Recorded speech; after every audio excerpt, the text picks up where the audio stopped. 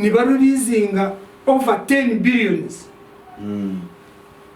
basanze nga bazigabira abantu 10 basanze busanze nga abantu 5 mwabo abatwale sente zo mpewo tibaliyo Kasaija na yetonda nti simanye ngirije zagendamu naye mkwega bakamba kati Kasaija ati nkuga munsi ekekereza mubeera mu obunyazi obufanagana ko bwebutyo ngofa ku bantu Mr President okozesa 2 billions buli lunaku mu State House ezo sente zikendeza no ziteka at least ku billion 1.5 kubanga ogambye abantu nti bakekereze gegaba amazi okuganywa ogamba nti mwokereza amazi nebwe mubeera kushomusana gonyo kidomora kati chapati omuntu alina kujogerako mu Uganda na kwogera ku chapati yigere no kukikomando omuntu wa bulijo obo mutuse ku mutima kubanga mere kati egenze ku busere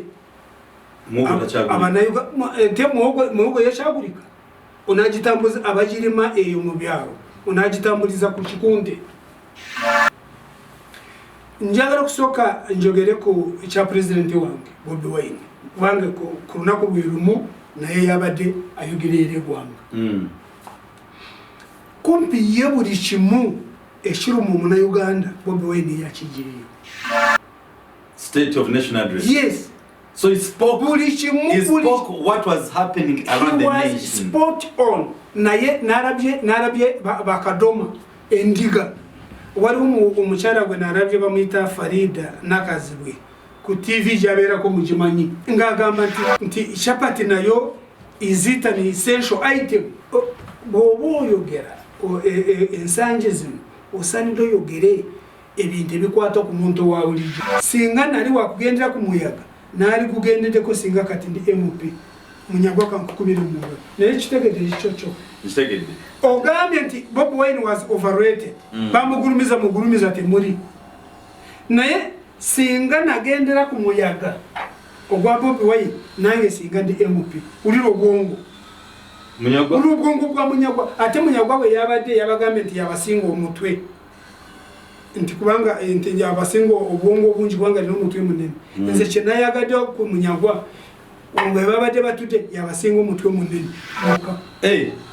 omutwe munene in size saka kwa guringe nsuju zewa naye nga yabasinga omutwe munene ngatemuli no munene mu size nayo bongo butono nti BobiWine bamugulumiza mu temuli naye ate omuyaga gwa BobiWine singa nakugenderako nali badde mubaka wa parliament kato tudde waka olwa muyaga gogamba omuyaga eyagenda ne BobiWine ye mubaka economy ya Uganda yali badde yitibwa ezetukola zetulia ugenda munsi iki zekola ze bali yes chawede wabantu bategedde nti Mr Museveni yayagala emwanyi yazire mabali yao kuno kati sichabasobora kukirumamu kubanga Mr Museveni yagambye nti no peneti talina kyamanyi ku mwanyi wabula peneti yamanyi by'amadwaliro nga n'ekyamadwaliro nakyo ng'alimba kubanga ekyeyakola tikikolebwa omutiitiizo okusooka naye kibarama okusooka yali muntu n'ensangi zino kibarama atafuuse afuuse kyeneena ekitagasa takyalimu mu bisolo nababivuddemu ali awo kibuduudu kibarama yasooka kubeera omuntu naye oluvannyuma yafuuka oba nkiyite ki nze kankiyite kyeneena state of nation gye tulimu ebyo kyabulangi abadde ayogerako nga abakulembeze betulina mu kifo kye bali badde batubudaabuda baturabirira batunyaga bunyazi ekirungi kyaffe mu NUP tulineje nga likulemberwa empologoma wabula abasinga obungi bo baline eje nga lya mpologoma naye nga likulembebwa endiga no kitegedde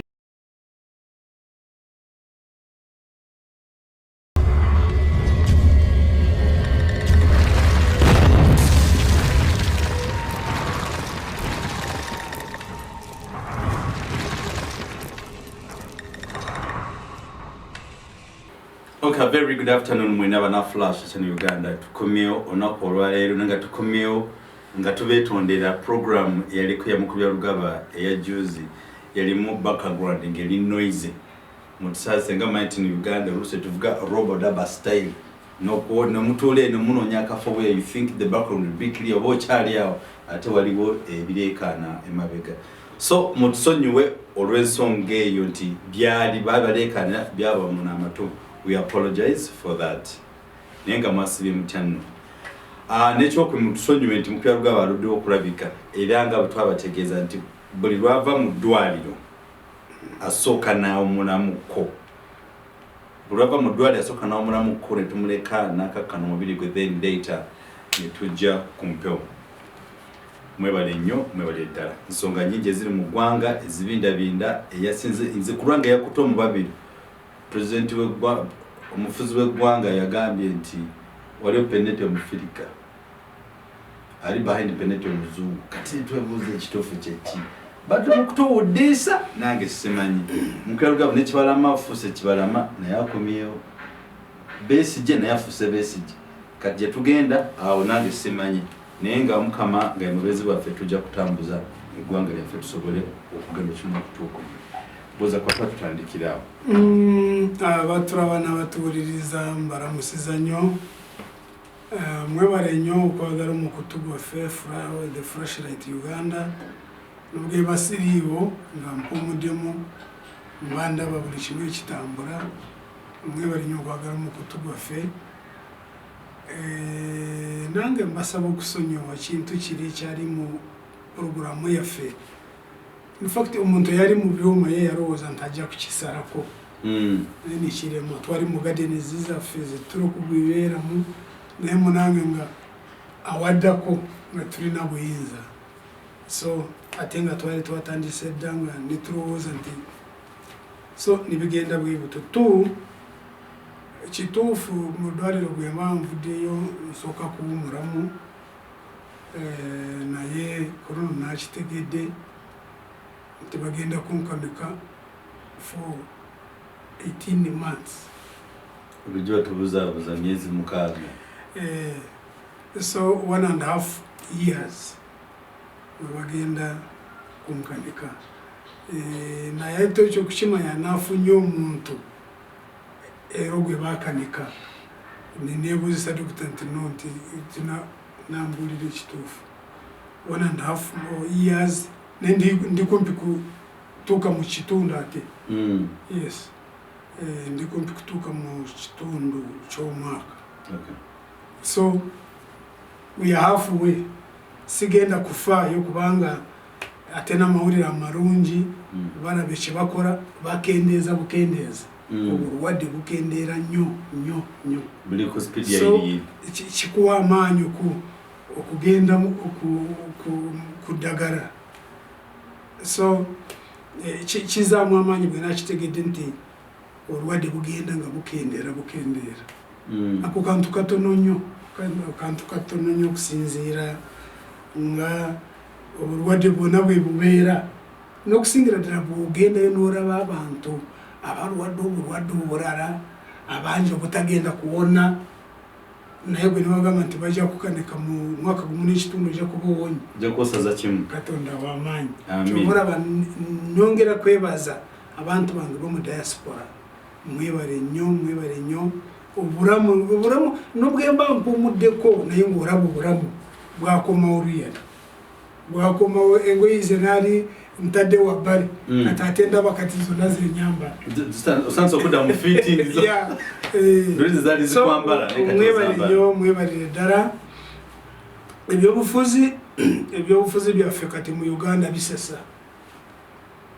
N'okusingira ddala luyale omuntu atufuga. Kyekikulaga nti buli bw'okola ekintu ng'opapa, buli bw'obba abantu ne bakumanya, buli kyokola kyonna olaba nga tekijja.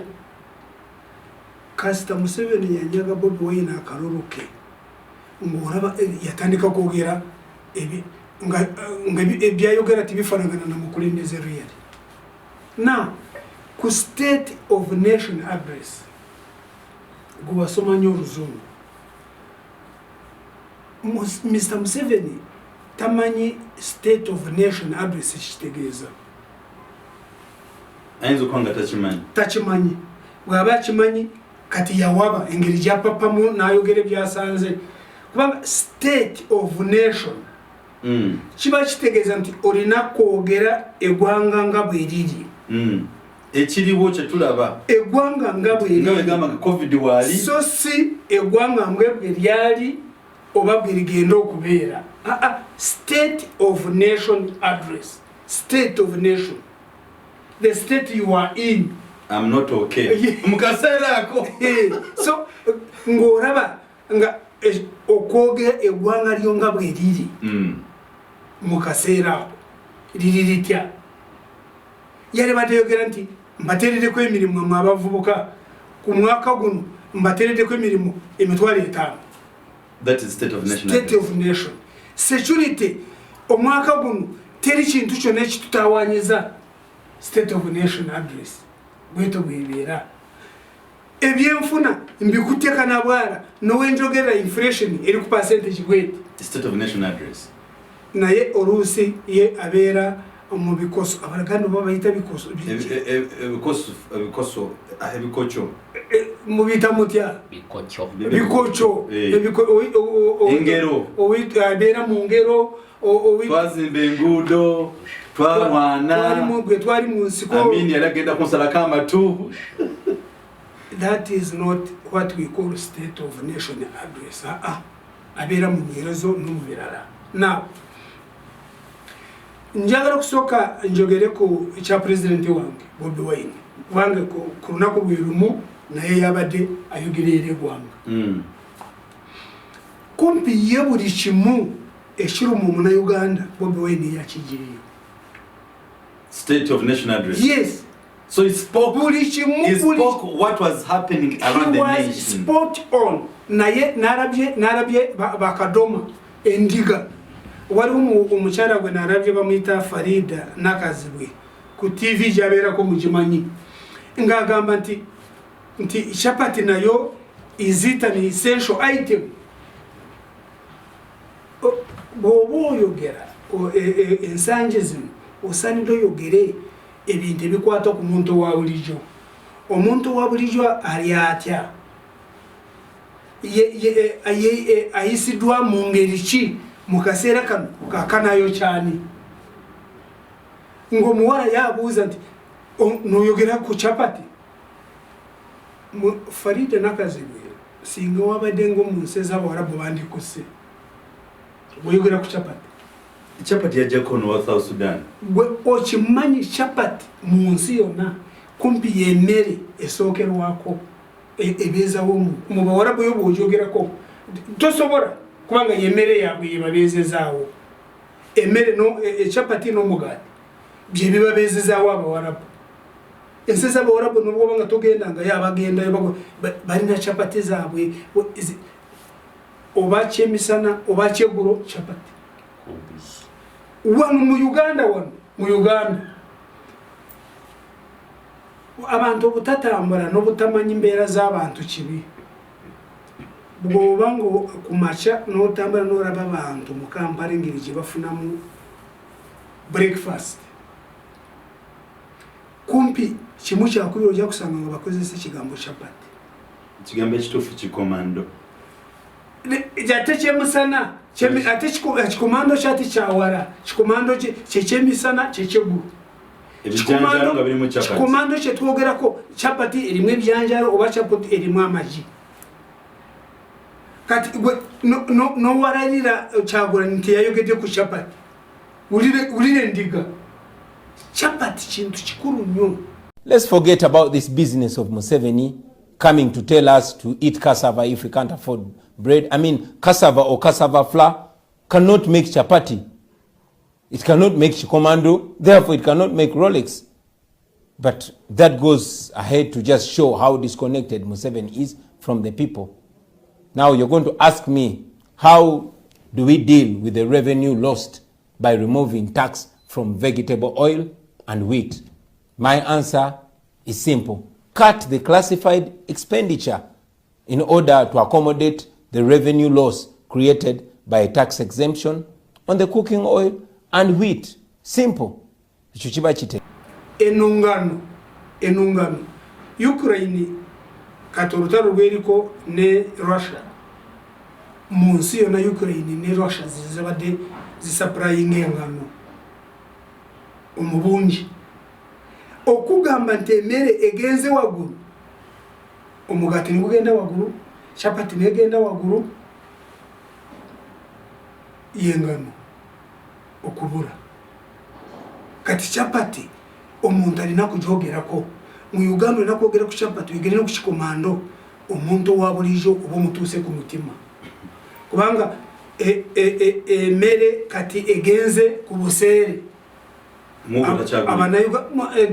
muhogo yashagurika unajitambuza abajirima eyo mu byaro unajitambuliza ku kikunde amafuta gano agalinye unajitambuliza ku ki now Chaguranye yayogede ku security nayogera kubana bafe security ngabweri bwebabonyabonyeza bari mukomera nga norwalero tibavangayo tibawozese bwakicwali kubaleta polisi nobateka mu court martial nogamba nti mudeyo tubawozeseza kigasachi doesn't Arab obwetwogerera abantu bafe segirinya ne mukwano gwe bona baye mupiza ababiri bagenda kumera emyezi mwenda obutari bwenganya shagora noko bwabada yogera ko mu bantu judiciary nga Yesu ndiyo gwanagamba judiciary nga techari na mugaso parliament nga techari na mugaso executive yenge eri erutinga burutinzi insi ebyo shagora byabada ayogera era abantu byabade atulengeza atuwa turabensi yafinga bwefanagana state of nation address ebyo state of nation je tulimu owenjogerera olwalero speaker wa parliament ne deputy speaker oburyomu bamugulide emotoka kumpi ezimarawo billion na million yana buryomu speaker wa parliament ne deputy ewe akachiko ka parliamentary commission karake bago bakoza ake keka tegekera parliament yo na speaker ne deputy speaker ngamwe bali ikasarawo nikagama tubagulire imotoka jukira kachiko ako chairperson wako ye speaker deputy chairperson wako ye deputy speaker bete siza bwete kamba kumire mungaro munsi Uganda nungabwe fanagana imwe bantu mwe emewande je karamye abantu abamubari ya kimu abamuti bakifuna ne speaker orwalero ogura motoka emu 1 billion 1.5 billion ze million ze rukumi mu bitano nene chuma cha cancer cha 1.5 eyo ye state of nation address state of nation je tulimu eyo cyaburangiye abadayogerako ngabakulembeze beturina mufo kibale bade batubudabuda baturabirira batunyagabonyazi kakati gwe roza ko muntu ki mu parliament asobora ku questioninga aba speaker ba wewawo waliwo bintu bishagenda mu ruvuvumu nti ababaka ba parliament nabo batateko umutemwa ogukweyongeza kuzahara wensizi zabwe billion zishikumi 93 nezi cyari mu ruvuvumu ababaka bacawakana naye katurinde turabe kubanga umuntu mwagamente umubaka yigenda kufuna miliyoni nganana ne katurinde turabe nezi sora kushiwakana kubanga kumpi mu Uganda buri anyagabunyazi wabara abantu kimurina kwegendereza singa president Museveni abade tayagara speaker na deputy speaker nti bafune motoka ezo za sente nyingi wezito abadagana abaditasobola kukwakiriza nga kikutegeeza nti ekye bakola nobwe beyongeza emisaala abakiwagira bw'abatakiwagira gaba no twale kyokulabirako bwe twali mu covid ababaka bwe basalawo nibeyongeza nibeewa za biliyoni 10 nga buli omu alina kutwala mu kiseera ekyo miliyoni 2 bagende mu bantu baabwe nabo babagulira emmere. Mr. Museveni yavaayo n'azibasuubiza n'agamba nti kisoboka lwa nsonga yalaba nti tagabye emmere. Ate ababaka bagende mu ggwanga lyonna nga bagaba mmere. Museveni muliga kosho n'akukiriza. Otegedde lwaki yazibasuubiza? Okitegedde? Nga ekintu takiriimu si yakikulembeddemu si yalya sho tasobola kushikiriza mu ggwanga mu. Kati n'ekyo kyababaka ekyaba speaker na deputy okwewa emmotoka ezo akiwagira lwa nsonga kyamaze kuzuulibwa nti naye kennyini buli lunaku mu State House bakozesa biliyoni 2 everyday. Kankubire mu ngalo Mr. Museveni mukwerugaba kankoze katono mweyo buli lunaku miliyoni 2,000 omuntu State House muntu omu Mr. Museveni kambuze kakantu katono olowooza omukulembeze w'eggwanga ebintu bino bikolebwa bitegedde nga munsonyo nambuuza bwebuuza bikolebwa nga bitegedde ng'ategeera nga bamutegeerera biri bintu bisatu. Nze kitono kyemanyi ku Mr. Museveni kumpi buli kifa mu ggwanga mu gavumenti ye abakimanyi tibabalimba ntoro ekyatamanyi buli kimwe bakimanyi nakyeka oba nakitangira kusinziira ye nga bwaraba nga bwekimukolera. Kati naawe twala ekyokulabirako Mr. Museveni mu State of Nation Address yayogedde ku mwanyi nayogera n'oku mukyala ayitibwa Penet. Museveni has exonerated me. Kyenabagamba nti Penet taliiwo era namutuuma nakanyalengo bwe bamukyajjukira. If you revisit my interviews, my last interviews, nga njogera ku mwanyi nabagamba nti Penet taliiwo nti Penet oyo yandiba kanyalengo ekinali ntegeeza Mr. Museveni yanyambye yagambye nti Penet gwe mulumba ogwe mulumba kituufu mu mulumbe kubanga Penet talina kyamanyi ku mwanyi. Nze kenyine nze namweyitira nimugamba nti osobola kukola kino owulira taso Penet nkiddamu nti Penet talina kyamanyi ku mwanyi. Museveni ekyonna ekibaddewo nga buli muntu yeeralikirira nti omukyalo ono agenda kutwala emwanyi zaffe kyaweddewo abantu bategedde nti Mr. Museveni yayagala emwanyi yazirema bbali awo kuno kati sikyasobola kukirumamu kubanga Mr. Museveni yagambye nti no Penet talina kyamanyi ku mwanyi wabula Penet yamanyi by'amadwaliro nga nekyamadwaliro nakyo ng'alimba. Madam Pinetti, the one you have been attacking, she had no idea about coffee. It is not her. She had no idea about coffee. I, however, could see that she had a wide network of contacts. I asked her to look into coffee. After some time, she came back with a positive report that it was doable. I am the one who told her. She didn't. For her, she was in hospitals.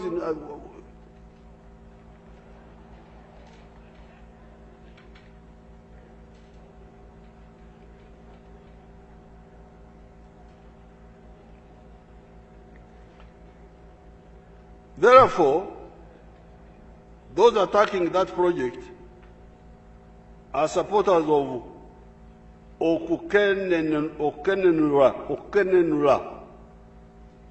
okukenenula to bleed of Africa, perpetual bleeding.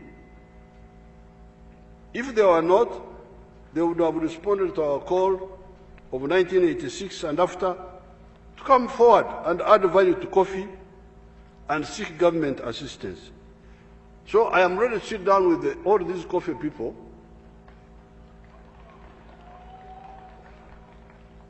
If you want to add value, I will support you. But if you want to be a slave, I will not support you. Nze siwagarangako abagala obuddu for Africa.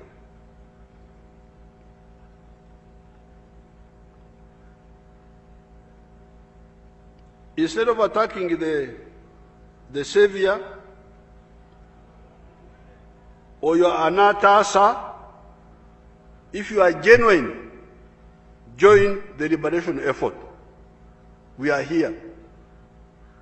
I will meet all those in the coffee. After my country, I'm going up country in a few days. When I come back, I will call all of you, say, because you have seen the Kibaro now.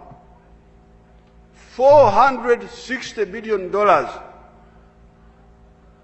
The coffee producing countries in the whole world only share $25 billion. How can this be? How? How can we accept this? And I call myself president, I call with a flag, with the... I am not a clown.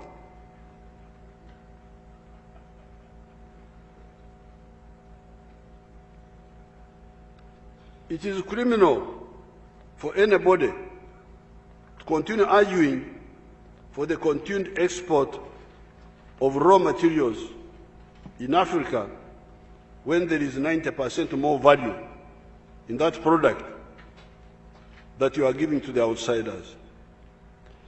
Apart from the huge expansion of the agricultural sector and the concomitant expansion of the agro-industrial sector, there are industries that we are promoting based on our minerals, oil and gas, refinery, petrochemicals, fertilizers, iron ore, steel, copper, electric industries, cables, transformers, electrical appliances, lithium, electrical car batteries, niobium, ingots, bars, billets, rods, tin plates, buckets, cooking utensils, coltan, laptops, medical equipment, smartphones, wolfram, electric filaments, ammunition, etc. All these we shall have to, we are going to add value to them. I can tell the Parliament, in the Cabinet recently, they brought this Ministry of Minerals, brought information that we have got a lot of gold. 320 million tons of gold confirmed, worth 12 point something trillion dollars. I said, okay. So what's next? They said, but however, this will be taken by foreigners, all of it. For us, we are very happy. We shall get $680 billion. Imagine, the total gold is 12 trillion point something, almost 13 trillion. Nayebo, these were my wonderful people, ministry people, they were content with 680 billion, which is like 0.7 of a trillion out of 13 trillion. They were ready to they thought it was a good business. I said, no. Out of the 12 trillion, maybe we shall keep 10. and the people who our partners can take too. So this madness in Africa must stop. How can? And this, so I challenge, these are educated people. But how could you accept this? For us, we're just looking at royalty, what they call royalty. Royalty. But the resource is yours. How can you accept royalty and you give away your wealth? This is your wealth.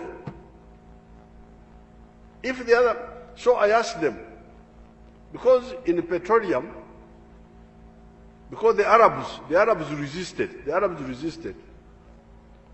Then a concept called production sharing agreement was introduced. PPA, production, PSA, whereby we say, okay, you are an investor, you are putting your money looking for the petroleum. If you find it, you recover the money you put in, and you get some profit, but the resource belongs to the country. So why don't you use the same principle for minerals? No.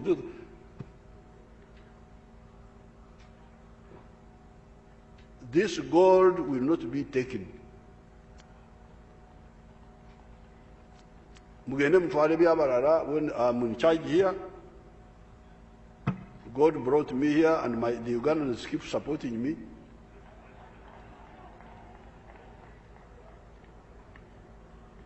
And I cannot agree to the selling of the resources of Uganda. So all these, like lithium, we are making electric cars. We have lithium. You sell the lithium, other people go and make electric batteries, they sell them to you. Why don't you make the batteries yourself? What is the problem? You have the raw materials, others don't have the raw material. Why don't you use your raw material to make the lithium batteries yourself? You can share with others, sell to others, but also use yourself.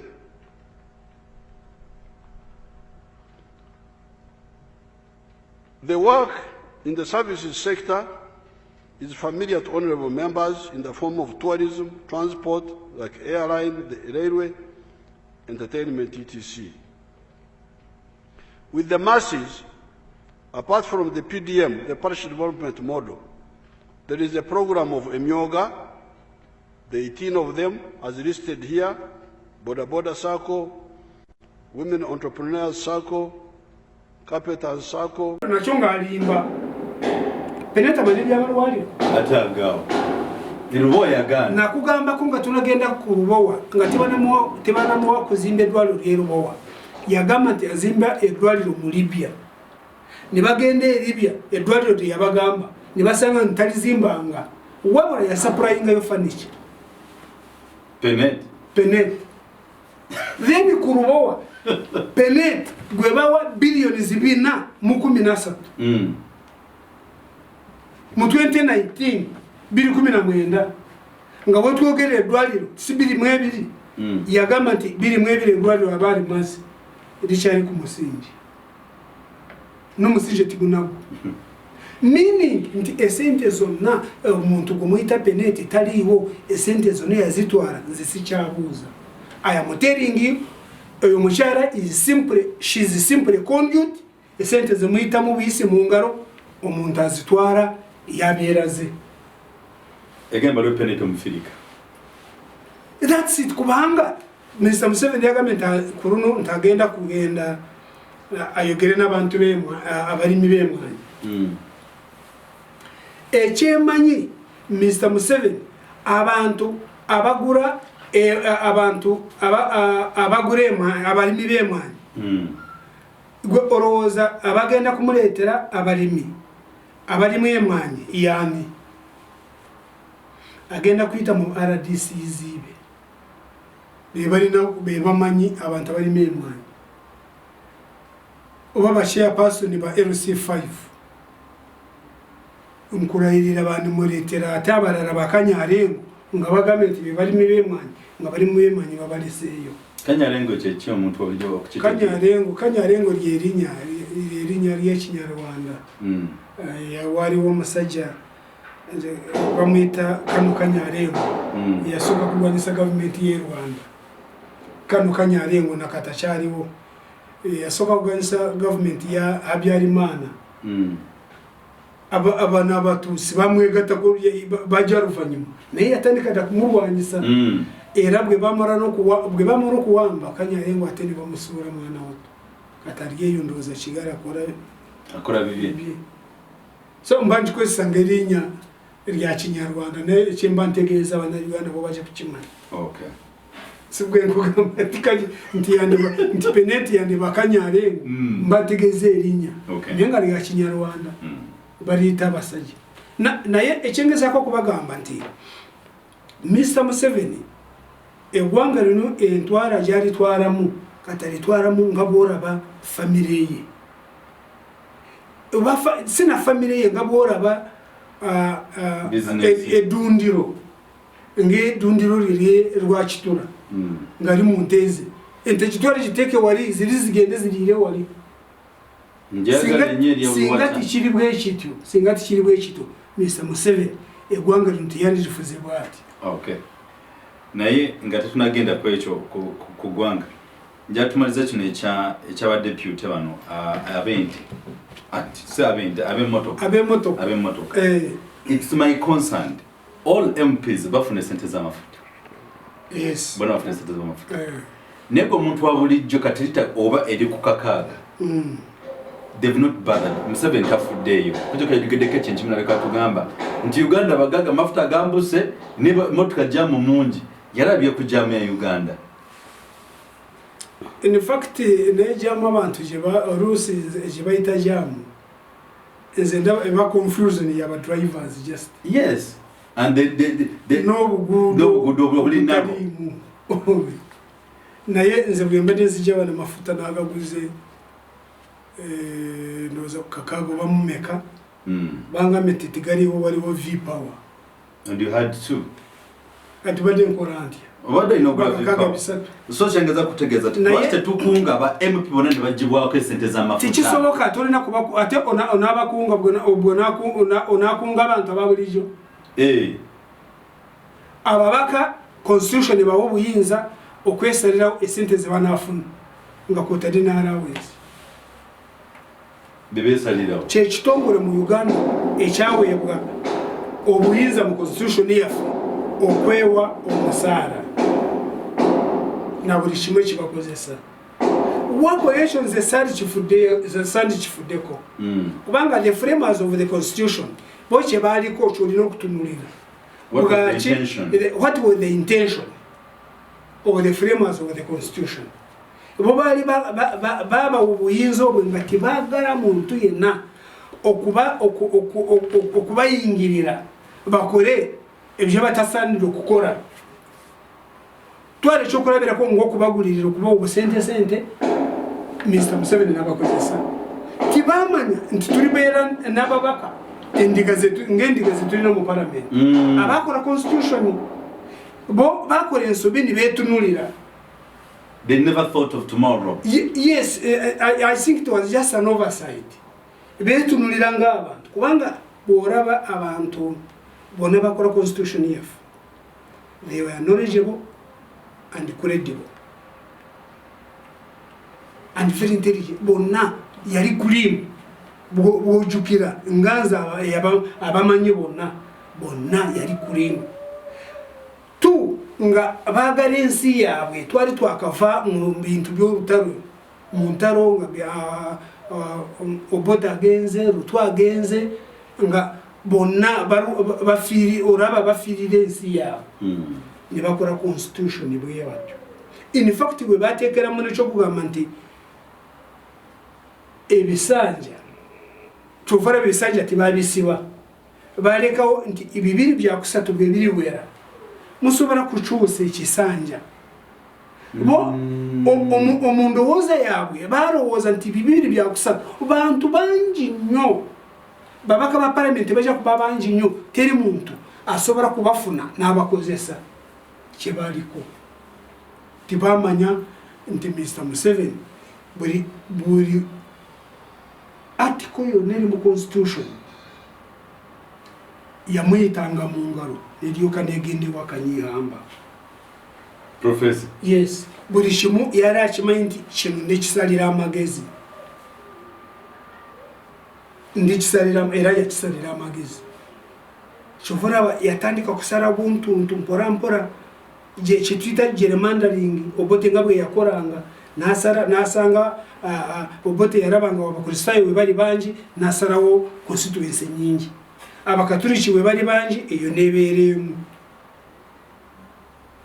gerrymandering kyegeto bwekitegeeza kati ngewaffe kyovora mu Western region kumpi kimu kyakubiri kya parliament ababaka bava ewaffe. Okay. Kubanga yasala nasala obuntu kubanga gyali n'obuwagizi obungi nkino bateza mbulungi kimu kyakukyotegeeza tuli ba member of parliament 5-4 nga amakulu gakyo mu West kuba 2-5. Yes, kubanga yambalaba nti abawagizi abasinga obungi gye bava n'obwolaba mu parish model. Parish model Buganda yesinga n'okubeera emiriko emitono nga yesinga abantu abangi mu Uganda. Ye yali yakimanya dda nti wanudde bano abantu bayinza kunekyusiza kubanga Kyagulanyi yakimusuuziza Buganda. Ate tegenda kudda naye yali yakipulaninga dda gwe muluvisitinga interviews nga mbabuuliro obwakabaka engeri gye bwazimbibwamu bwe yarazimba obwakabaka bwe mu bw'ebyobufuzi ekyo kye yateeka ku mwanjo. Tulandaze nnyo nga njagala nnyonnyole abantu bategeere ngeri ki eggwanga lino lye litambuzibwamu omufuzi wako nayitibwa Museveni. Mr. Museveni ali ku record ng'agamba nti nze siri mukozi wa muntu yenna, nze neekolera n'abaana bange n'abazzukulu ne famire yange. Oyo muntu gwe tugamba nti ayogere ku state of nation nti ayamba Abanayuganda, iyo omuntu ali ku record agamba nti nze seeguye muntu yadde n'omu nubwo embeera mugaga nze neekolera teri yanyambako ng'omuntu. Mr. Museveni oyo gwe twagala atugye mu bizibu bye tuliko kati na imwe bantu mwe mbabuuza Mr. Museveni ogwe mugamba nti asobola kubaja mu katubagiro k'ebyenfuna bye tulimu kati.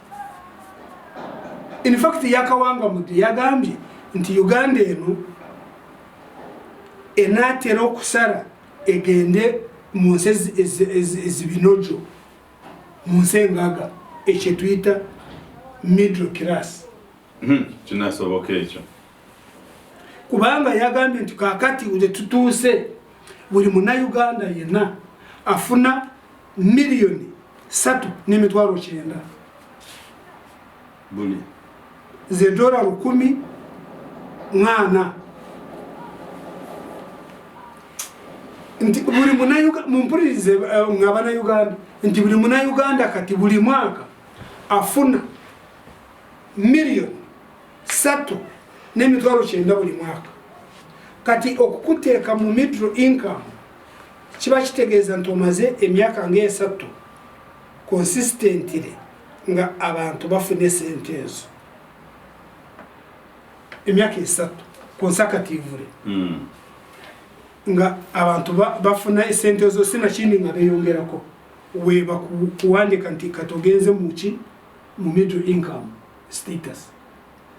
Ne Mr. Museveni miliyoni 3.9 zogamba nti mu Uganda katazifuna buli mwaka nubwo tugende wamwe rushere wemanyi mu bantu abo bakwetoolodde nitubabuuza bafune sente ezo buli mwaka.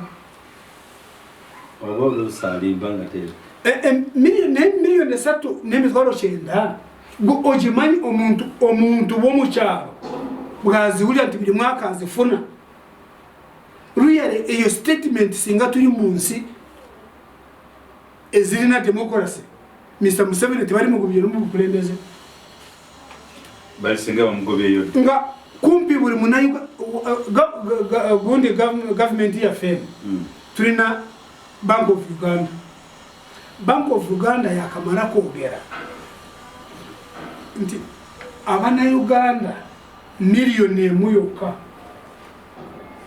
bebafuna esente ezisuka miliyoni emu omwezi. Miliyoni emu. We are almost 45 million Ugandans. Ne miliyoni emu yokka Bank of Uganda. Kati miliyoni 3 ezayogera really nga buli muntu azifuna buli mwaka abo bantu bali rudawa bali muguru bali wachitole uwe bali rudawa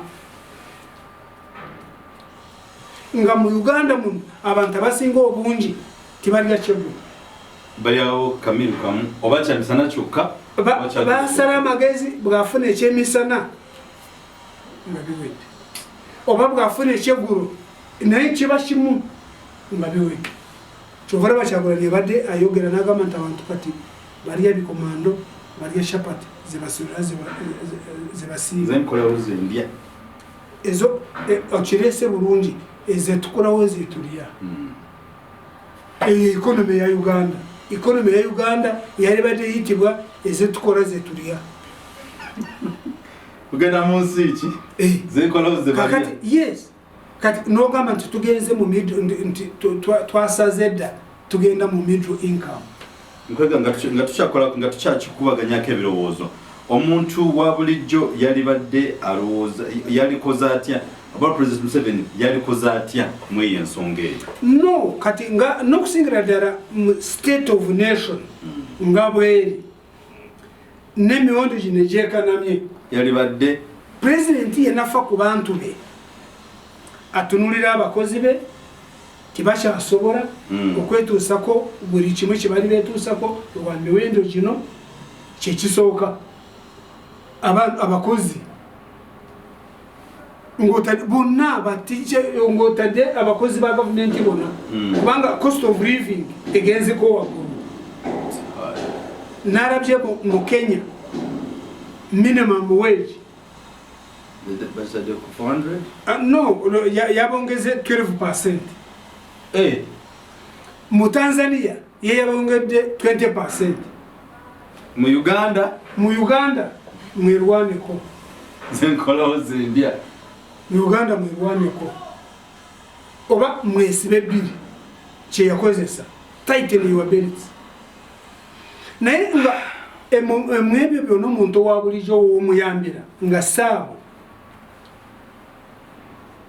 osooka kutunulira amafuta gegekanamye gegatambuza buli kimu olina ekyosobola kukola ku mafuta n'okendeezaako gavumenti ya Uganda ku musoro gwaffe ku mafuta buli lita ejija ku 1,500 buli lita 1,500 bulite enywebwa yes government ejikubako enjawulo nkugambye government ya Uganda sente zefuna esinga n'omuntu asima amafuta esente zefuna Uganda foka broker buliri 1,500 naye ekyembageza kugamba nti amafuta n'obwoba nga tukoze kinene nnyo kubanga world market naye beekubanja waliwo omuntu bwe tumanyi obwosaanidde okukolako ekisooka ezo sente nyingi nnyo buli lita osobola kusalako katono okulaga just at least okulaga nti abantu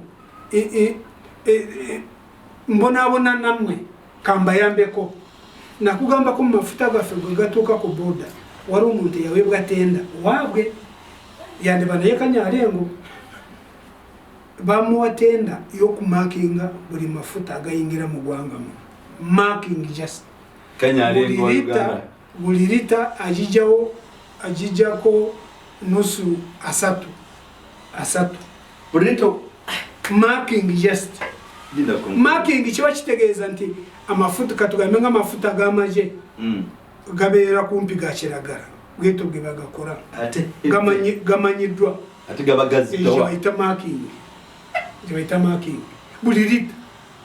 It's a lot of money. Kato yo muntu bamuteekawo nti nawe kano kako nga bwe yaleeta peneti naye peneti ye Museveni yagambye nti ya peneti timuli yeyekolera ebintu bye. Ekyokubiri ng'ofa ku bantu bo Mr. President okozesa 2 billions buli lunaku mu State House, ezo sente zikendeeza n'oziteeka at least ku billioni 1.5 kubanga ogambye abantu nti bakekereze gegaba amazi okuganywa ogamba nti mwokereze amazi naye bwe mubeera kusha omusana gwe nywa ekidomora ky'amazzi naye bagamba banywa akagiraasi gwe ekidomora kyonna olinga gwonya okukekereza kwana baki naye okitegere kyentegeeza okukekereza Museveni agamba nti abantu benyweze bakekereze naye bwebanga amazzi matono agamba Banayuganda anywa akagiraasi naye ate President yanywa kidomora kati gwamata abantu bakekereze. Ekyengeza kugamba Mr. President atambula n'emmotoka kumpi 50 zinywa amafuta bafuna allowance buli zifuna maintenance bw'obanga osaasira ensi yo abantu bo ezo motoka ozikendeeza olulyawo nti otya nnyo otyaki akaluluko wakawangula mu Harare abantu bakwagala nnyo ekyo mizinga gyonna gyotambula nagyo wali batugikendeza n'otambula n'emmotoka nga 10 at least 10 kubanga abantu bakwagala nnyo otyaki tiwabakalula so ebyo bw'obikola abantu lazimu bagamba nti mukekereze nawe okekereza kati laba parliament MP Speaker wa Parliament emotoka emu yokka emu egula bwanana bamugambye nti billioni 1.5 tukulidde emotoka nsi eyo nsi ekekereza edibuda Minister Kasaija kyazuulibwa n'okugamba nti kyazuulibwa Kasaija yafuuse nga ki wabula fe abamanyi ebyomunda Kasaija oyo naye yalinga peneti kati bagenze mu Minister of Lands akakiiko k'eby'ettaka Minister of Finance yareleasinga billioni 10 ezokumpasetinga abantu ku ttaka ne bareleasinga over 10 billions basanze nga bazigabira abantu 10 basanze busanze nga abantu 5 mwabo abatwale sente ezo mpewo tibaliyo. Kasaija na yetonda nti simanyi ngeri gyezagendamu naye mkwega bakambuza kati Kasaija ati nkuga mu nsi ekekereza mubeeramu obunyazi obufaanaganako bwe butyo kakati mu nsi ekekereza nga abantu abamu bajja kutandika n'okufanya enjala nzema mbabuulira golanga mafuta gagenze mu kakaaga kiba kitegeeza omugaati ogubadde ku 4,000 kati gwe tugula 5,000 mu 5 nagwo esaawa yonna ogenda ku kakaaga kasanvu onaakola otya amafuta amuteringi yo bwe gagenda ku pesi gye gagenderako gajja gandisibira n'omu mutwalo. So efe ekyetuliko kyokya okukekereza tikusoboka kubanga executive yekubaana ne parliament nga kwotadde ne judiciary ezo ago masiga 3 gonna geyekobaana abananse kye mulina kukola buli muntu alina kugumya munne mufa bufi mati buli nawe mudukira omuntu akubye omuntu akukubye omuntu akusibidde bwerere ebyo byonna toraba nti kiza Besigye yekalakasaako n'agenda ne bamutwala mu kooti omulamuzi asooka yamugambye nti nkuwadde biiru ugenda naye ojja kusasula miliyoni 3 kaasi zabadde 3 oba 3 omulamuzi asooka miliyoni 3 genda Besigye n'agaana n'addayo eruzira n'ajulira mu high court egye yagenze omulamuzi yamusabye miliyoni 3 kashi n'avaayo ekitongole kyekimu abalamuzi be bamu basomera mu ssomero limu omwe agamba miliyoni 3 omulala yagambye 3 in fact na 3 nyingi naye ekyewuunyisa kumanya nti ne judiciary nayo yavunda niyekubana ne parliament niyekubana ne executive batutte gusi oyo omulamuzi yasabye Besigye miliyoni 3 asigadde nga mulamuzi tera amwogerako kebe Judicial Service Commission sagala kugamba nti batunabitunuzi ng'ebyennyanja naye weebali bulungi gye bali tibalina kye bamugambako tebamunyonyerezako kubanga judgment oli yagambye nti oli omulamuzi asooka yabadde hash tukiyita tutya mu Luganda nti yabadde tawuliriza yabadde mukambwe nnyo okuwa ekibonerezo kyabadde kikambwe nnyo naye it's abnormal oyo omulamuzi yali badde abuuzibwa naye tikisoboka kubanga abo bonna beegatalumu batwalewo wabula nze ekisinga okunsanyusa byonna bye munaakola mujja kubikola Banayuganda bajja kubonaabona olaba ne covid yatuleseewo twalwanaganye ne covid yitu Ruta Chenga atugambye akomyewo twalwanagana ne sirimu naye tugiteeka ku ttaka tulwanaganye ne covid ntugiteeka ku ttaka ate mwe mulowooza muli bakimwe mwe abatufuga muli ki so Abanayuganda ekyengezako okubagamba nti ebyo byonna ebikolebwa okubamalamu amaanyi mubeerawo bubeezi nti mugambe nti bano batufuge mpaka kati nalabye abantu bangi nga balumba president wange BobiWine kukya Besigye nti Besigye yekalakasa atya nga gweriddewo opposition oliawo otunula noteegata ku Besigye nga yekalakasa ku miwendo gino gyekananye naawo abantu ababulijjo nze basaasira kubanga ebintu ebimu tebabimanyi kati Besigye akekalakasa emirundi 2 tutunule ku mugati tulabe wawavuddewo esente nga mmeka nga mugati guse oba amafuta wavuddewo sente meka tiziriiwo wabula Besigye kyabadde okwekalaka okuvayo n'olaga obutali bumativu bwo nti ebintu byekanamye kirinomu era kituufu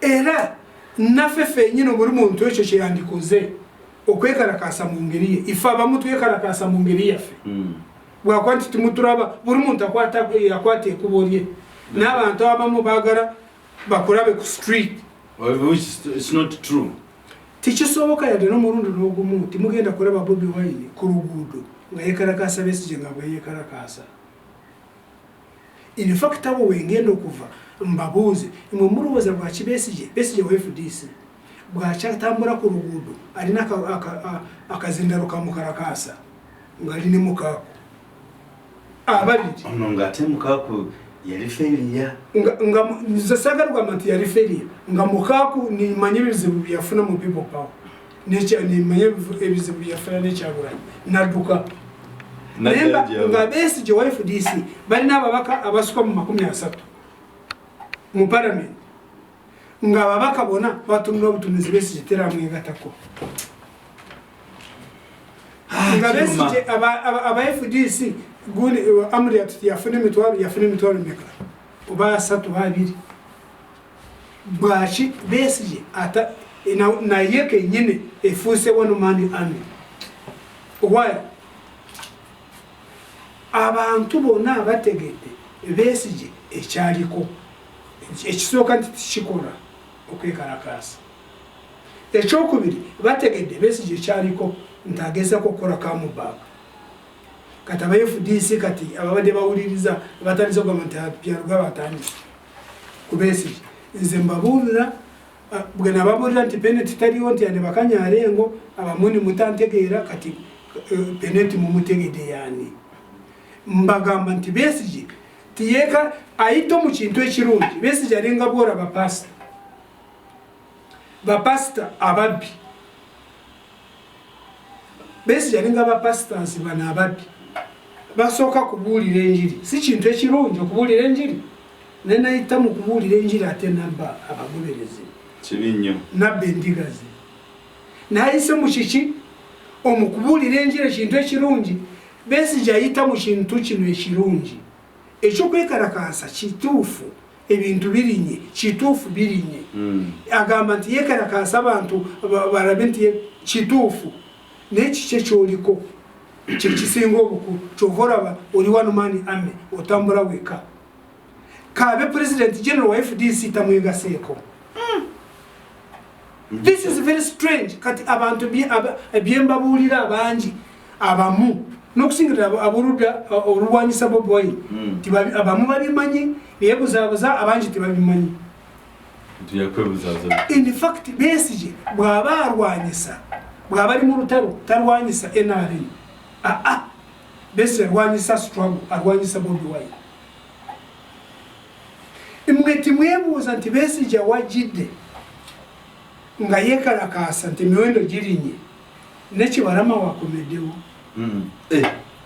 what a coincidence kati nze baletere ebintu bino nze waliwo ekyentegeera mulimbuulira bulusi bwendi banga sikyaliwo mwegamba nti oyo musajja yatubuulira ono besije okumukomyawo nabagamba nti osobola kukolera state mu ngeri bbiri oyinza kukikolera nga tomanyi oyinza kukikolera ng'omanyi state nekuyambako nga tomanyi oba ng'omanyi nagamba abantu nti singa besije singa amajene polisi tibakimanya nkozesa nti singa tibakimanya nibamuleka nagenda ku luguudo besije n'abantu ababulijjo wandisaze nga bamukubya amayinja okutuuka ekaliirwe bali mukubya n'amayinja naye bamutangira ng'akyali kumpi mu compound omulundi ogwaddako bamusanga ku Arua Park ninga bamutayizedde ku Arua Park golowooza ife abamanyi besije ku Arua Park mwali mujeewo mmwe ngaali ku Arua Park abantu basigala ku verandas nga batunula abamu nga bamuyeeya abamu bamugamba yegenda mu maaso abamu bagamba nti twakutegeera gwe tukumanyi why state yaraba manyi ga BobiWine nigabasobera banyonyo omuntu atali amuliyati kubanga bakizula nti amuliyati talina kyagenda okubagasa eri BobiWine bagamba nti afazali besije wafa akomewo mu ngeri yonna ayinza kukendeeza ku maanyi g'omwana ono naye ne bamuleeta mu ngeri eri hidden mu mankwetu bye balabye nti kiyinza butakora amangu ago ne basindika Kibalama ayongiroko Kibalama bamusindika ngo bamugamba nti gamba nti ekibiina kikyo si kya BobiWine wabula bamuleeta nabo bafaanagana ne Kibalama nze Kibalama ng'omuntu nasooka kumuwa ekitiibwa kubanga kyeyakola tikikolera omutiitiizi okusooka naye Kibalama okusooka yali muntu n'ensangi zino Kibalama atafuuse afuuse kyeneena ekitagasa takyalimu mu bisolo nababivuddemu ali awo kiwuduudu Kibalama yasooka kubeera omuntu naye oluvannyuma yafuuka oba nkiyite ki nze kankiyite kyenena kubanga okusooka Kibarama baali bamukwata amagye gamukwata ne gamutwala embaali n'amalayo akaseera nga bamupangirira nga bapanga nga bamugamba nti gamba nti ekibiina kikyo ne bamukozesa mpaka n'agenda n'omukooti n'awaaba nti ekibiina kikye Kibarama twamuwangulira mu kooti kakati wulira kumanya nti abantu bano abapanga bajje ku BobiWine obuwagizi BobiWine aline Katonda amina ekintu kyonna obeera ne Katonda buli kyebakupanga kyonna kifuuka vu nobwe butwa ate bufuuka kyakulya ayamuteringiyo Katonda nga ali naawe nogwe bakuwa obutwa efuuka mmere nibotabolera butwa nga Kibarama owamala da kuwangulirwa mu kooti osobola kuyita wa awalala nga si mu kooti ng'ogamba nti ekibiina kikyo tu kikyasoboka Kibarama luyali ng'ekibiina ku luno ekibiina kye walina tikikyaliwo kati waliwo no ekulemberwa Kyagulanyi yerina werulyo n'oluvuganya gavumenti oyinza kugamba nti ekibiina lazima okyakifuna abakukozesa kati abamukozesa bakolegana ne Mr. Museveni bamugyako buli sente bamulyako buli sente nti tupanga ojjukira nga Mr. President Kyagulanyi nga amaze kuwandiisa ekibiina kino President bwe yamanya nti omwana ono awandiisiza ekibiina yagoba ba commissioners 7 mu electoral commission yagenda nga tebategedde yayitawo nga mulirudawa mwayitawo mulirudawa kituufu nzikiriza kyogambye nti abantu tuli dungule kati alonda kakati ng'olaba engeri Kibarama ejjagyemu ku ssaawa y'emu ne Besigye engeri gye yeegazanyizaamu abantu abatunulira kumpi balowooza nti opposition yeebase ne Besigye era atambula ng'agamba muzukuke ye nga lowooza opposition yeebase opposition si kubeera ku street opposition kuwa alternative policies nup ekyekola mu parliament Mr. President byeyogeddeko ng'ayogera eri eggwanga abatalina kye bamanyi ne batandika kumuwalalirira wali badde weegatta ku Besigye ne mwekalakaasa ye mbuuza Kyagulanyi bwe yakwatibwa n'atwalibwa e Narufenya ng'ali mu campaign Besigye yeekalakaasa aba FDC beekalakaasa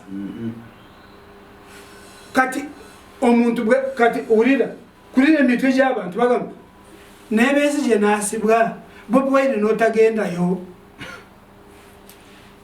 bali mu katemba kaabwe abantu nze kyensinga okwagala era Banayuganda babuuka buli kimu bakiraba kubanga bajja kubuuza nabo bwe twava nga tulwana president waffe nga alina Rufenya nga mwakolawo ki Besigye gwe wakola bajja kubuuza abantu baffe ne babata abasuka mu 10 wabula ekye banyoonya eri BobiWine yeekalakaase balyoke bamula gavumenti buli bwoba olwana olutalo weewalanga nnyo okwewa omulabi kakati era kwekyo Munyagwa bwe yaviiriddeyo n'agamba Munyagwa mwogerako kubanga bamuwa platform ku TV enene mu ggwanga ne bagamba nti Munyagwa yagambye nti ye omukulaba okukwe BobiWine was overrated nti bamusumusa overrated kiyitata mu Luganda overrated nti bamuteeka buteesi waggulu naye nga taliiwo temuli bamugurumiza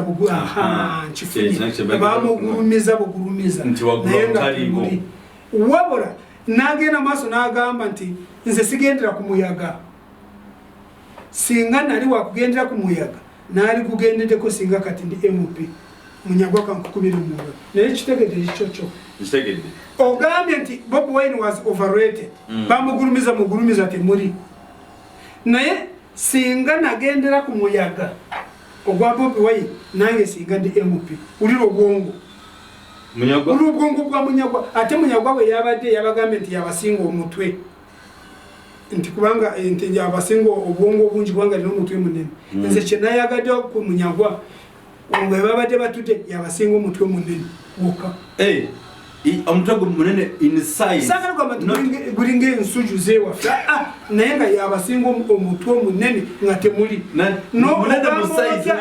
ogamba otya nti BobiWine bamugulumiza munguza temuli naye ate omuyaga gwa BobiWine singa nagugenderako nalibadde mubaka wa palamenti katutudde awaka olwa muyaga gwogamba omuyaga eyagenda ne BobiWine ye mubaka notaki omuntu afaanaganako bwate nogamba nti bamugulumiza mugulumiza kyovaraba mpuuga gamba nti munyagwa bw'aba ayogera ntegeera ekyaliko ekizibu kyenkimanyi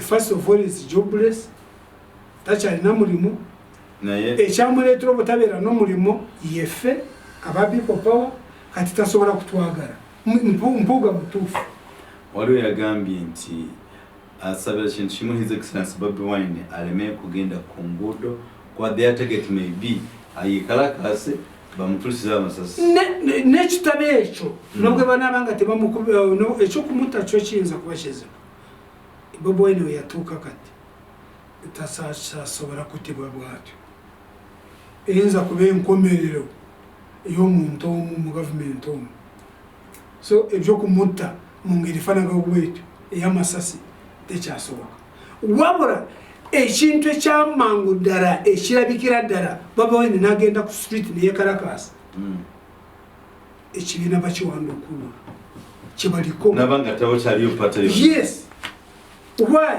basobola kumuteekamu emiyaala nga 500 ne balya ebintu by'abantu ne babibba ne bakuba ne bagamba nti no this is a terrorist group we can no longer tolerate it ne bakiwanda okulu kati enyonyi gye bamunyonyezamu n'ababula nikibaleetera okwogera ebintu bifaanaganako bwebityo so nze omukulaba okwange Mr. Museveni is simply confused araba omwana ono engeri ejja n'amukwatamu emubuze kati ayogera kumpi ebyasanze n'asimya aba opposition wano n'okusingira ddala abantu b'ekibiina ekyange teri n'omwe yalinye ekololo tekuba kuvoola gwanga tekuba kuvoola babadde bawa ekintu kimu talina kyagenda kwogera era kyatuukiridde ekyokubiri apangira Mr. Museveni naye kati n'ategedde mulabe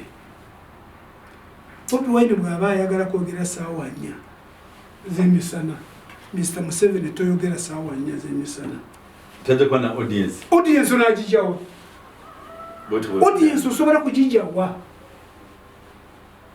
kati ffe wetwatuuka nze nganze kati Mr. Museveni muwuliriza nga sirina kyakukola sirina mulimu ndyawo ndi waka yes nga sirina kyenkola ndyawo ndi waka oba kiro ndyawo mu kifo ky'okuwulira amawulire nga ndabako ekifaananyi kye yesu niyinza n'okugenda mu buliri naye ekifaananyi mba nkirabye abo abantu abamu bwe basobola kuwulira Museveni naye mbisa n'omuntu ng'ali ku mirimu gye anyonya kyakulya anyonya chapati yakulya n'emuwogo ng'ogamba ngenda kuwuliriza Museveni okugamba bugambi nti mwefeeko mwesibe ebbiri nga bwakozesa billions and billions buli lunaku abantu be bwe banyogolula eggwanga ng'ogamba togenda kuwulirizawo Katonda tumusaba tusaasire oba akomewo gyali yonna nange simanyi so nekirala Museveni ekyali badde ayogerako state of nation address yabadde ayogera ku East African community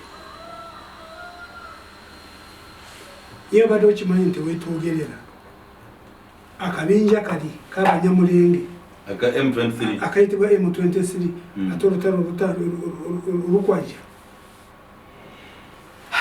naye mbuuza bwemanga tulina East African Community ateka terutari mu Congo wachi bagala kukola ki nagamba abantu nti what a coincidence ko olunaku Congo lwe yegatta ku East African Community M23 nezala akantu olutalo ate niwe gwatandikira niwe tandika ku Rwanda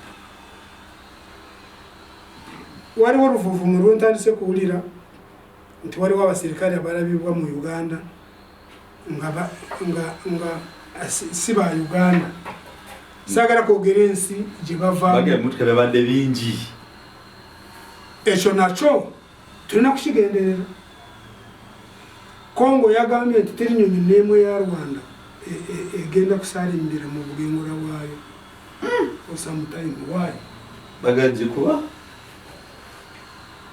nze nzijukira mu Mbuto Seko ng'akyali mu bukulembeze Rwanda ne Uganda beegatta wamu ne balumba mu Mbuto Seko ne bamukuba ne bateekako pulezidenti waabwe yali abeera wano mu Uganda yabeerangawo yasolangawo emakini bamuyitanga Joseph Kabila bamutwala ne bamuteeka ku ntebe Joseph Kabila nga kikulaga nti Uganda ne Rwanda bagala region ya East Africa zino ensi ebbiri bo bazifuge kati mbaletedde ekinyusi bwashi East African Community tajogera nako bweche baliko bagala kuzimba obwakabaka bwa East Africa bazimbako obwakabaka obwabwe abamwe bakiyita Tusi Hima Dynasty nenze sigenda kukigenda mwekyo nawulira ekyenjogedde abamwe bakiyita Hima Tusi Dynasty nenze sagala kushira nti obwakabaka bw'abayima n'abatozi nenze ekyo sikimanyi sigenda kukigendamu naye kusinziira engeri Kabila gye yabeekyusizaamu nabo tibakitegeera n'olwaleero tibamanyi kati nze ndaba ekiriwo kati Sekedi ogwe tubadde tugamba nti ate mukwano nnyo gw'ono wa Mr. Museveni ate era bwe bwatandise ensi ebeera nsi kasita omuntu abeera pulezidenti w'ensi n'okusigalalira Congo ensisi y'amazanyo ate bw'omulumba Congo twarumba Congo ne Rwanda Banayuganda amagye ga Rwanda ne ga Uganda naye ensi ezatukubira mu Congo kati no batutireyo Rwanda Angola neja Zimbabwe neja Chad neja bagamba ne Kenya bona nibekunga bali batutideyo nitudukayo so ebintu ebyo bwe tutagenderera ate byandiranda nosanga nga bituuse wano kale embeera yo senyangu nnyo naye nga otwadde kubayita critical analysis ku embeera nga bweri mu ggwanga in fact ngenda kumaliriza n'ekintu ekimu banange mawa kyaliyo eyagamba nti agenda kulwanyisa BobiWine emyaka 2 ngenda kwirako nalibonamboozi ate Gashumbayo kyamuwulira gyali no yafuluma eggwanga kakati ekinteeseza abantu abamu tibamanyi nti kati buli muntu avaayo okulwanyisa BobiWine abeera one man army oba one woman army abantu ngenda kubabulira bwe kiva ne Besigye bwe ruba olutalo kati nga ayagala kulwanyisa BobiWine mu Mankweto omulaba one man army panga mukaako tosobola kumuwala ku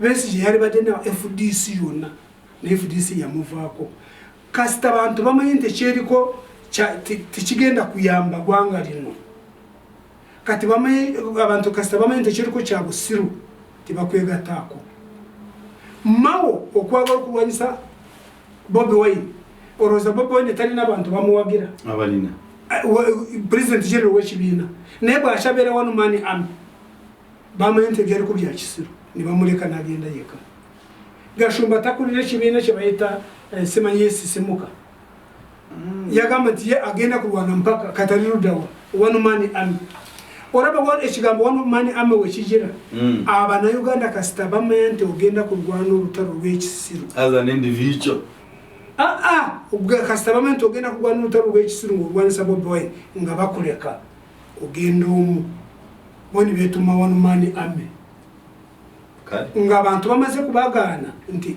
oyo wolwanisa nga talwanisa taganisibwa bwatyo ne babaleka ne bagenda bwomu kyofuraba mawo talina wumuraba ebibye byagwa Gashumba yajja n'omuliro BobiWine alina amagye ag'omubanga nag'okutaka kuzinga ko bwoti nitasiga okunyiza Agashumba okugamba nti BobiWine alina obuwa tubeere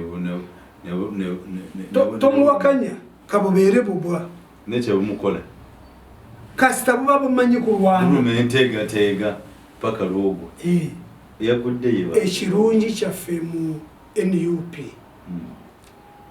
tulina eje nga likulemberwa empologoma wabula abasinga obungi bo balina eje nga lya mpologoma naye nga likulembebwa endiga nkitegedde nti waliwo ejje abamu balina ejje amagye gaabwe mpologoma abazikulembera ndiga olwo lutalo babatali babamalawo n'empologoma yina eyinza okukyuka naye ffe amagye ga nobwo tuyita obubwa naye komanda waffe mpologoma mukitegedde mwebale nnyo ddala abaddeko eno program awamu ne mukubya lugaba naye nga I do appreciate mwena buli kinoomu okuli Jeff okuli Momo ne Sarah okuli ne John Sembati abali mu America ne mikono gyaffe mwena mwina abatambula awamu naffe mwebale nnyo mwebale ddala bamulaba nti no program olusi ziruddeyo nga mukulaluka especially mukulaluka nga taliiwo abadde akyali amukyali mukosefu era tuwaganyeza mpaka kumugamba waayi jangu due to public demand yangu olabikeko era wali n'omukulu omu ayakutumiddeko olunaku olwajjo bamuyita Muleme ono odi company bagala okuvictinga mu nyumba natambuddeko ne mujjako interview nagamba musajja yanjagasiza cyane era netugenda tumujjako munambaramusiza nze oluusi binziwala kwogera amanya omukomu kubanga manyi bangi nnyo abampagira era namba tumidde n'okusingira ddala abantu bange bomu diaspora abantu mu diaspora bomu America Europe Asia mwena mbatumidde. Alright, so tumwerabira mwebala kiuli John tupaye namba yo baleme okubeera nga bozi tuteka kweka n'omupira lugaba naye tetunamulaba kangisome it is 0772890933 inamba y'omupira lugaba osoma okutuukako n'omukubirako ne mwayamukko tumwerabira okusigala nga muba program zaffe nange mbasaba kindly do not forget take a notification bell mpulega bano babazze funa info mangu don't forget to share and subscribe Eman Medicare tukutumideko aji kabogoza so alombe tubasanga weka nawe tukutumideko nnyo ate tumwerabira nti twatandiseko program ey'ebyenjigiriza mewaliwo professor gubayita Kiyingi ayawandiika enkuluze dictionary y'Oluganda so twasiko program eyo okuvunula okuleeta bino ebintu eby'Oluganda eby'Oluzungu okuweza mu Luganda physics, chemistry, biology, agriculture byonna ali bivunula ayagala abantu individuals to understand ozijukiza abantu bewaffe abakika n'abanyankole manye waliwo baali basazeewo okukola dictionary ey'Olukiga Lunyankole babiri mbamanyi omu tumuyita omugurusika Lwemera ati bambe yakafa in fact alina Oluganda ne deputy speaker. Okay. Omukyala we owamujja. Alina Oluganda n'oyo. N'omulala bamuyita Dr. Muranga ndowooza ali Makerere eyo. Bali basazeewo okukola dictionary y'Olukiga Lunyankole. Era amogeddeko Muranga. Dr. Muranga? Yeah. Owulira? Naye omanye yabajjako ekintu ekyo. Ye muntu yegwaniza buli kirungi kyonna mu Uganda. Nagamba nti nze ngenda kugifuluma. Naye kati oyinza kubuuza nti yaani ne mwana wattu naguno gujjo yagana ofuluma oba kasita yabibajjako nenti kasita olina poti weyogedde ogamba nti kasita alaba nti no show tagenda kutulya show kati bwe baali baagala kufuluma dictionary eyo yalaba nti bagenda kumulyako show n'abayita n'agibajjako nanti nze ngenda kugifuluma naguno gujjo tefuluma. Alright, mwebale nnyo nyini ddala oyatemujjangu okwo to share, comment and advice. Ekikusanyisiza please encourage us.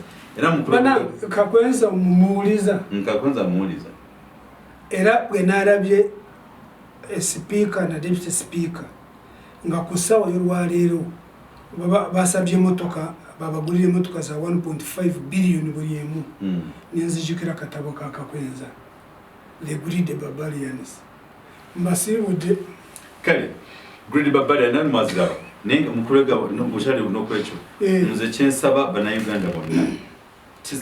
Okay, tukyali mu kunga tukyusensi yaffe Uganda. Naye I'm so very much surprised okulaba nti member of parliament nabo yongeza sente. Nkugambye ggwanga liri captured. Our state was captured by three individuals. By three amasiga asatu agafuga government gakwata eggwanga lyaffe ne galimira. Executive, judiciary na legislature. Befuze eggwanga. Cabinet ekulimbirwa Museveni, parliament ekulimbirwa speaker, judiciary ekulimbirwa Winyodoro. Beegatta bonna ne batumira. Eggwanga lyonna baali. Olina kugamba kwayogera juzi n'olyoka otugamba nti no oba balowooza nti lino ggwanga lyabwe baligula sente mmeka buli Munayuganda yeesondeso tuzibaddize kubanga Uganda bwetuuse eggwanga lidde mu mikono gy'abantu. Really kyova nze mbagamba nti nduddewo nga neemulugunya eri Katonda nga bwe ndifa nninza butagenda mu bulu kubanga nga nduddewo nga mwemulugunya neemulugunya eriye Really Katonda n'oleka Uganda ne tutuuka we tutuuse.